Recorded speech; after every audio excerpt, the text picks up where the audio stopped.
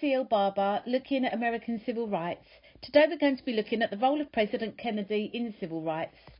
Hopefully, by the end of this presentation, you will be able to explain what Kennedy did to help civil rights, state the limitations of his work for civil rights, and assess how important Kennedy was for civil rights in comparison with other people or events. In his election campaign of 1960, Kennedy made sure that he targeted areas where there was a high percentage of African Americans.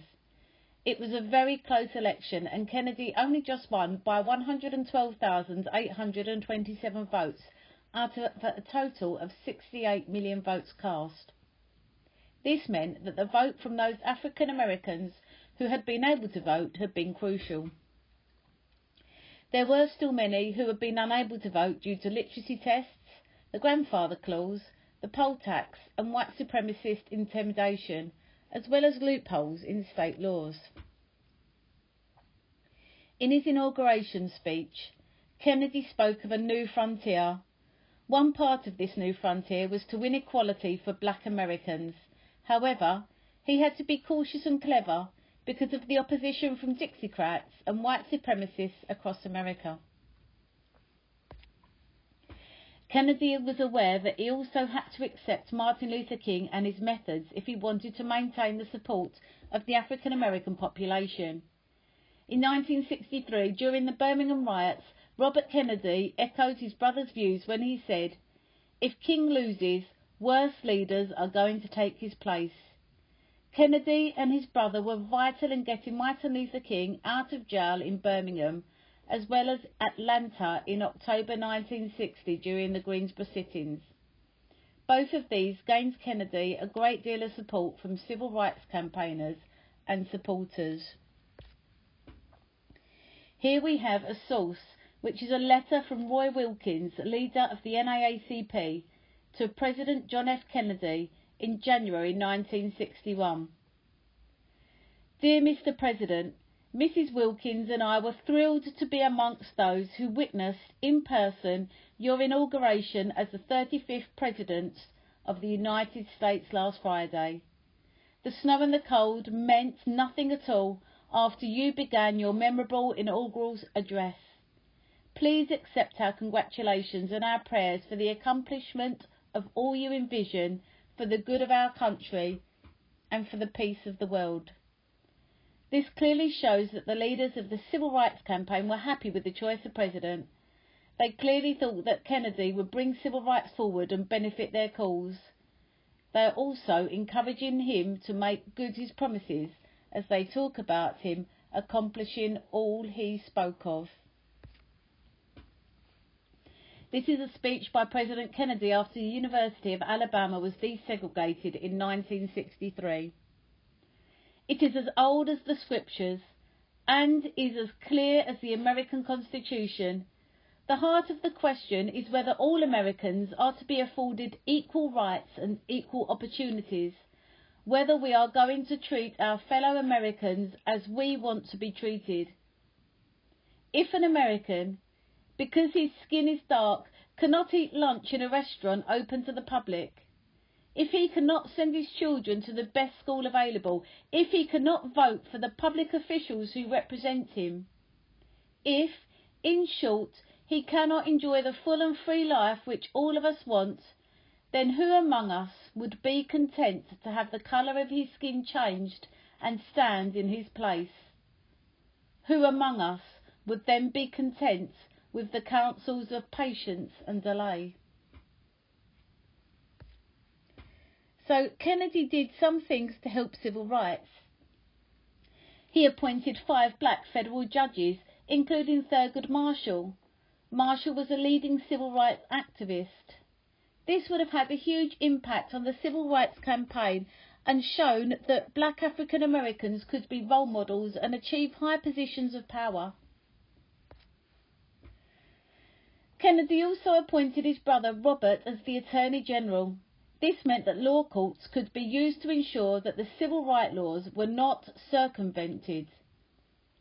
This would again have a huge impact because they worked together to try to enforce the civil rights laws, and Robert Kennedy was often responsible for helping Martin Luther King to get out of jail.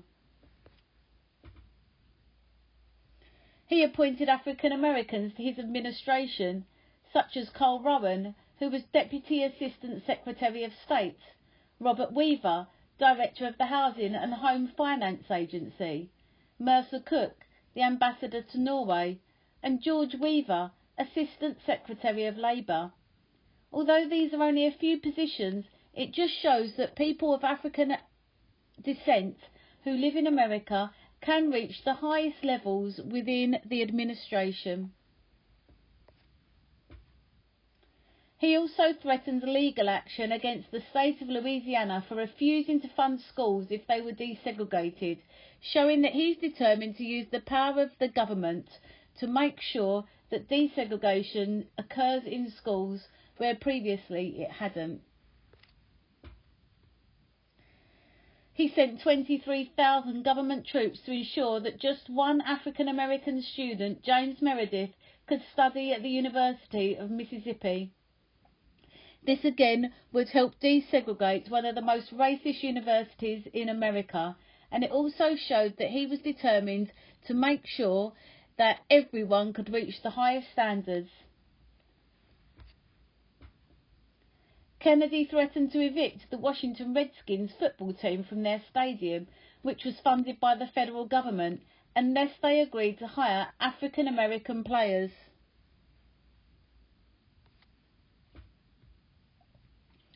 Kennedy also introduced the Civil Rights Bill to Congress in February 1963. This aimed to give African Americans equality in public housing and education. This decision won him many supporters amongst the African American community. It didn't pass due to the opposition, but it was later passed under his successor, Lyndon Baines Johnson. However, Kennedy's achievements were limited. He did not play a leading role in the civil rights movement for fear of losing support from the Southern Democrats who opposed civil rights, and he only stepped in with firm commitments after events in Birmingham. So if you're revising, you need to think about things such as, what were Kennedy's aims, and did he achieve them? In what ways did he push civil rights forwards with his appointments, support of Martin Luther King and his speeches? What were the limitations of his presidency for civil rights, given that he was only in power for 3 years?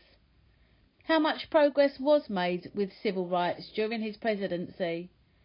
And then you need to be comparing him and thinking about what other factors were more or less important for civil rights than John F. Kennedy.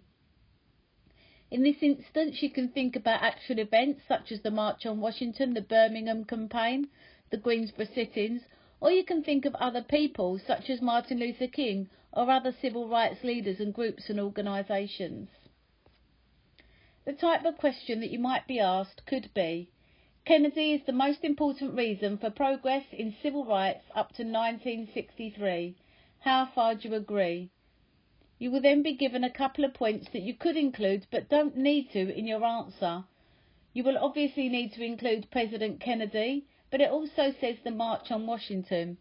What is important is that you give a range and you include something that hasn't been included in the bullet point.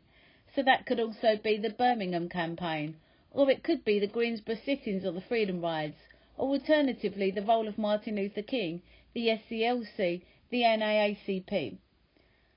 However, you need to be aware that all of these tie in together, and actually it was the campaign as a whole, with the help of the President, with the key civil rights leaders and organisations, the work of the community, that helped to ensure that civil rights became a cause that was followed by many in America during this period. This is C.L. Barber, 1977. Thank you for watching and for listening.